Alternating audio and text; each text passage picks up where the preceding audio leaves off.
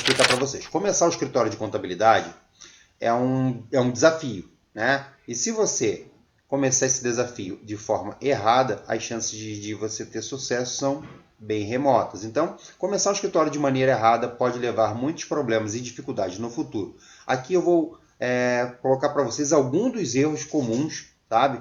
Que a gente vê aí ao longo da nossa jornada, que contador, contadora, até mesmo técnico em contabilidade com seu registro ativo, que pode sim ter o seu escritório de contabilidade, cometem ao iniciar o seu escritório, beleza? Então vamos lá. O erro número 1, falta de planejamento. Começar sem um plano de negócio sólido é um erro crítico.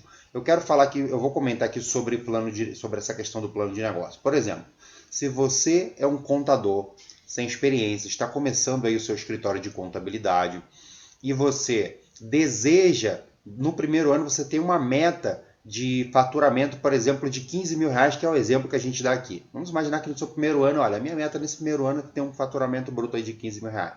E aí eu falo, cara, primeiro você tem que escolher um público-alvo. Se você não tem muita experiência, segmente ali as microempresas, as empresas de pequeno porte, pelo regime do Simples Nacional, profissionais liberais, microempreendedores individuais, empregadores domésticos. Só que o que acontece? Qual é o erro? Se você faz uma meta de faturamento até 15 mil e você tem um planejamento onde você só está atendendo microempreendedores individuais e empregadores domésticos, são clientes que têm um ticket muito baixo. Fato é que para você chegar a 15 mil reais atendendo mês, vai ser muito complicado. Então vai demorar muito você chegar. Imagina só, se você tem aí no seu escritório de contabilidade, você começou atendendo microempreendedores individuais, vamos imaginar que você cobre um valor de 150 reais mensais para fazer ali a escrituração do carnê-leão e apurar ali o DAS,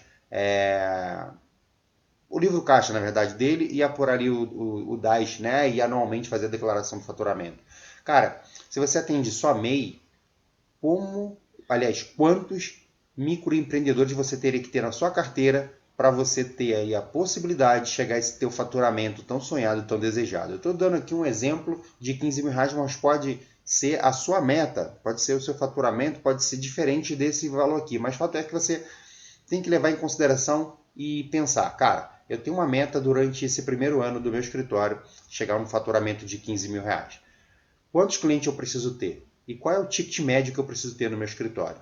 Fato é que se você estiver atendendo só microempreendedores individuais, você vai ter que ter uma escala muito grande. E aí você também, sozinho, não vai dar conta, porque vai ser muita gente com um ticket muito baixo. Então não adianta você ter muito trabalho, ter muito cliente na carteira com ticket muito baixo. Porém, por outro lado, a maioria das empresas hoje legalizadas no nosso país são micro e pequenas empresas, principalmente as optantes pelo regime do Simples Nacional. Então, por exemplo, no seu plano de negócio, você pode colocar, olha, eu vou atender micro e pequenas empresas. Aí dentro das micro e pequenas empresas, a gente vai segmentar um nicho das empresas optantes pelo Simples Nacional. Aí dentro do Simples Nacional você pode subnichar. Bom, eu vou trabalhar com o pessoal da área da saúde. Você pode atender médicos, você pode atender dentistas, você pode atender fisioterapeutas, psicólogos. São profissionais que eu tenho certeza, não importa se você está iniciando com pouca ou sem nenhuma experiência, você dará conta de fazer ali o atendimento. Seja você atender a pessoa física ou a pessoa jurídica. Guarda, mas como assim pessoa física como pessoa jurídica? Você, na qualidade de contador, você pode também atender os médicos, dentistas, profissionais liberais. Pode ser também no seu plano de negócio você trabalhar somente com esse tipo de pessoa, com esse tipo de cliente, com esse público. Então você fez um plano de negócio, olha, vamos imaginar que no seu plano de negócio você vai atender as microempresas da área da saúde e também os profissionais liberais da área da saúde. Quantos da área da saúde você teria que ter para atender e chegar ao seu faturamento de 15 mil reais? Aí você vai ter uma ideia de a quantidade, o seu ticket médio, o valor dos seus honorários, e aí você vai ter a quantidade durante o ano para chegar nesse valor. Então, assim, ter um plano de negócio significa muito e muita gente só começa, vai lá e começa e aí não tem ideia, quem não tem um destino vai para qualquer lado. Então, se você tem um destino, que é aquela meta de faturamento durante o ano, tem essa meta, mas coloque isso dentro do seu plano de negócio, quais os clientes que você precisa atender para chegar ao resultado a ser atingido, beleza? Esse é o erro número 1. Eu vou compartilhar aqui com vocês o erro número 2.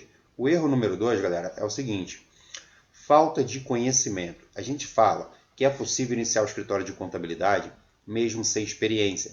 Muito provavelmente você vai ouvir que você tem que trabalhar num escritório de contabilidade por muitos anos para ganhar experiência para você depois começar o seu escritório de contabilidade. Fato é que não é necessário, desde que você vá buscar conhecimento na área que você ainda não tem. Hoje você pode fazer conhecimento, adquirir conhecimento através de cursos, mentorias. Então, estudar manuais, baixar as apostilas, ler, entrar na agenda tributária do Estado, da Prefeitura, da Receita Federal e estudar. Então, você consegue sim atender as empresas. Porém, você não consegue atender todo mundo. Então, lá atrás, no erro anterior, a gente fez o quê? Vamos segmentar. Escolhi um público. Vamos imaginar que você escolheu trabalhar com médicos. Cara, você vai estudar a particularidade de médico. Você não precisa estudar, por exemplo, se você determinou que você só vai trabalhar com médico, você não precisa estudar como é que funciona a contabilidade de uma indústria, por exemplo.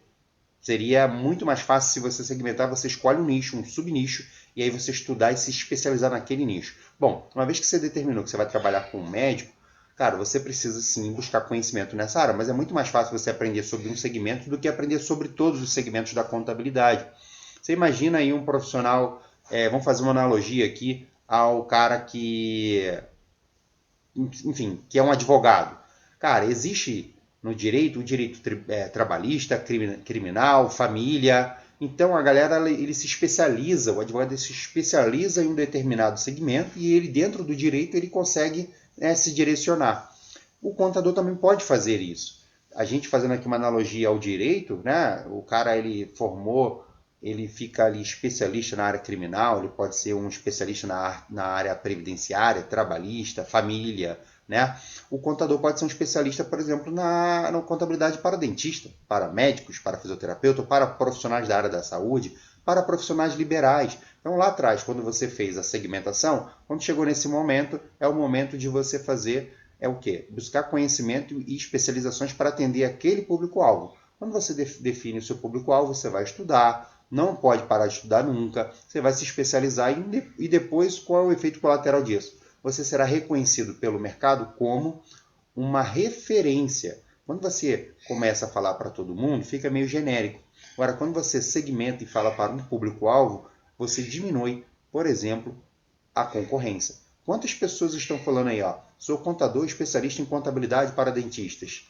Bem pouco, né? A maioria fala contabilidade de forma genérica. Sou um contador, por exemplo, especialista em legalizações de empresas. Sou um contador especialista em reativação de CNPJs inaptos.